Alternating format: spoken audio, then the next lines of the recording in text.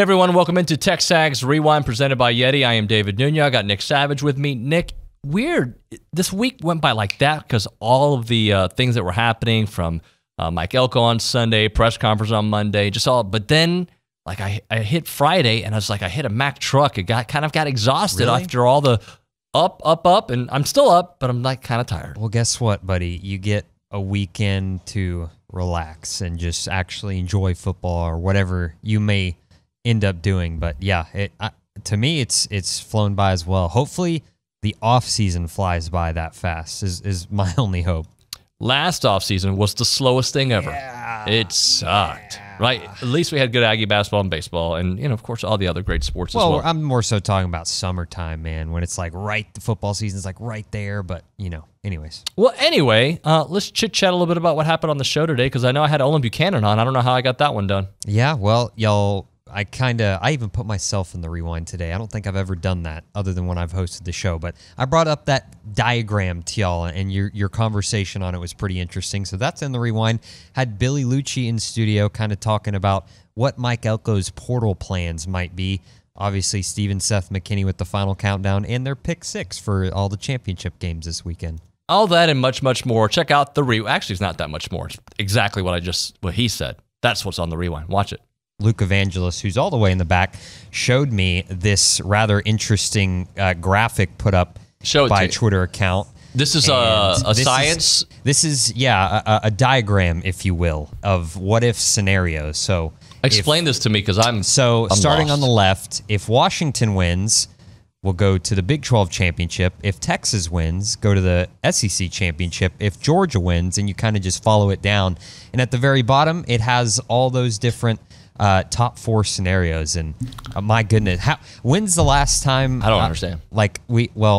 Anyways, what I'm getting at is when's the last time we've had this many possibilities going into a conference championship week? Because I feel like it's usually kind of cut and dry, but this year it seems like it could be very hectic. I was going to bring this up actually later in the show, but I'm going to bring it up now, OB.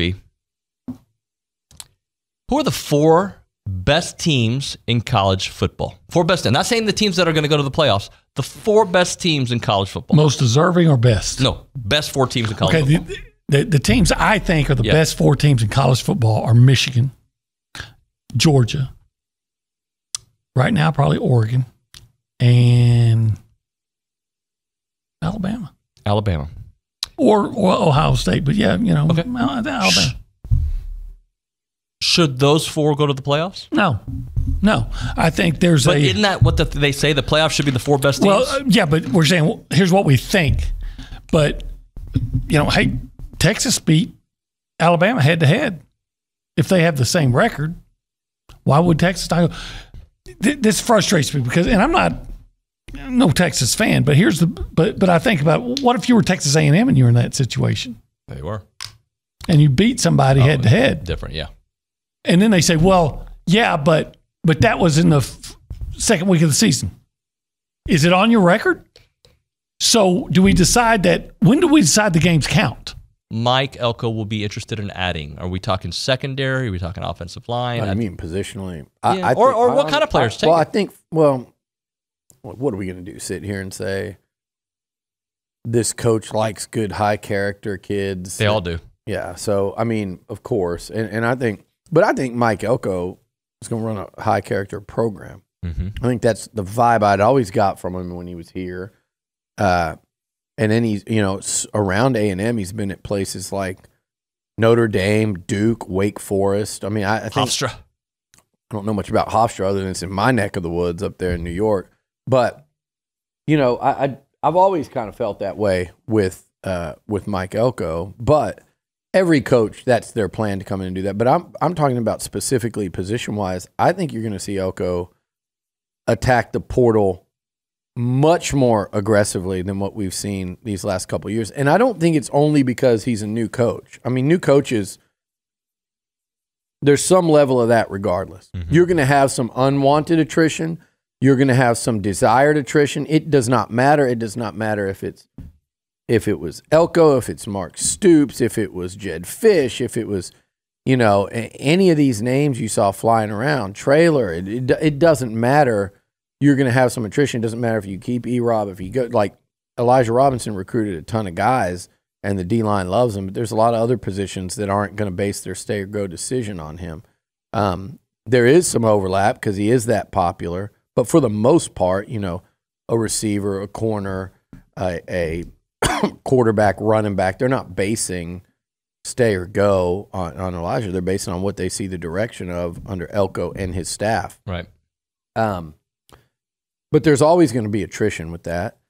But on top of that, I think Mike Elko will year in and year out use the portal as a recruiting tool, as a weapon to replenish the roster year in and year out. I didn't know enough about Elko, honestly, because he never was allowed to talk. Yeah. I mean, I'd never really heard him speak a whole lot to where I remembered him or he had an impact on me. Yeah.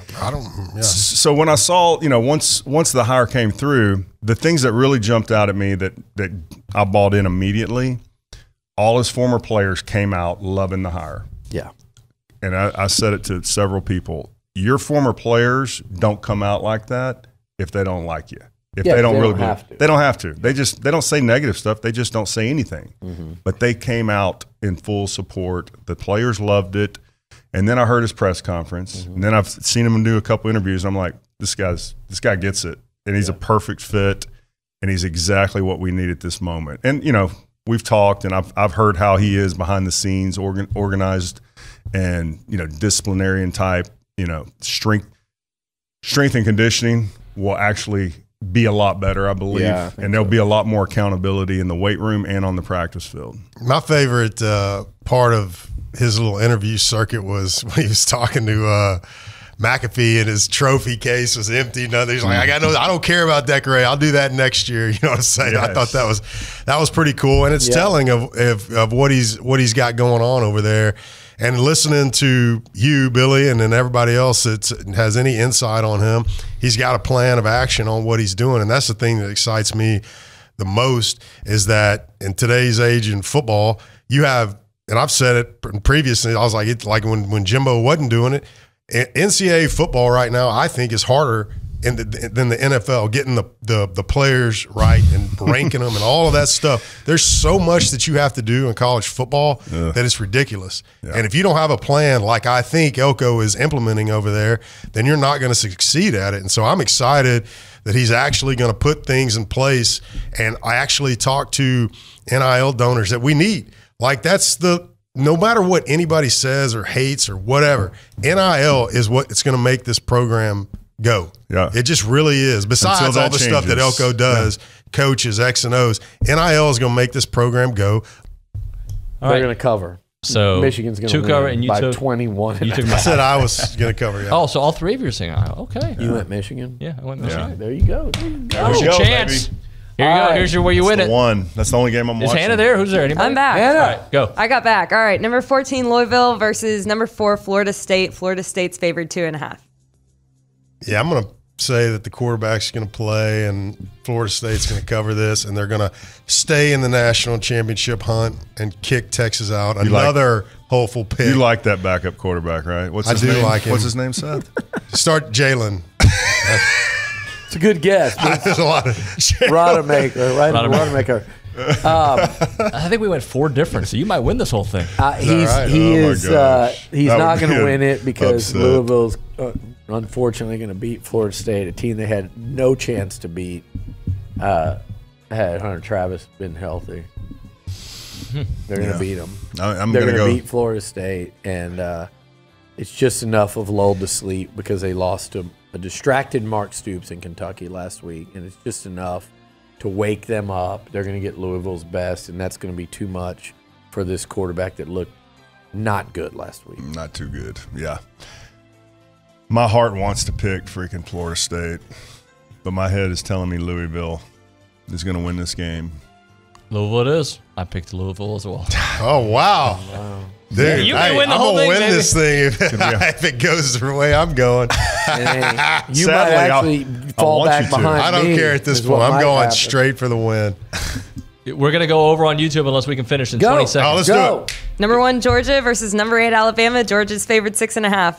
Boom. Georgia covers. Texas, go I'm taking Georgia. somewhere else. I'm taking Georgia to I cover took Georgia. as well. All right, so we got one game difference. All we can do is tie.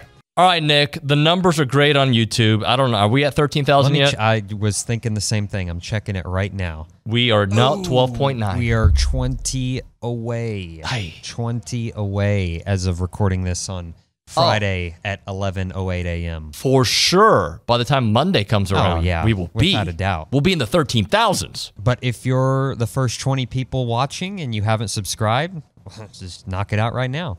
And like, if you could comment, subscribe, all the things you're supposed to do, right? If you're like the 300th person watching and you haven't subscribed, what are you doing? Well, Subscribe. Continue doing what you do, but also like and subscribe. Thanks so much for watching. We'll see you next week.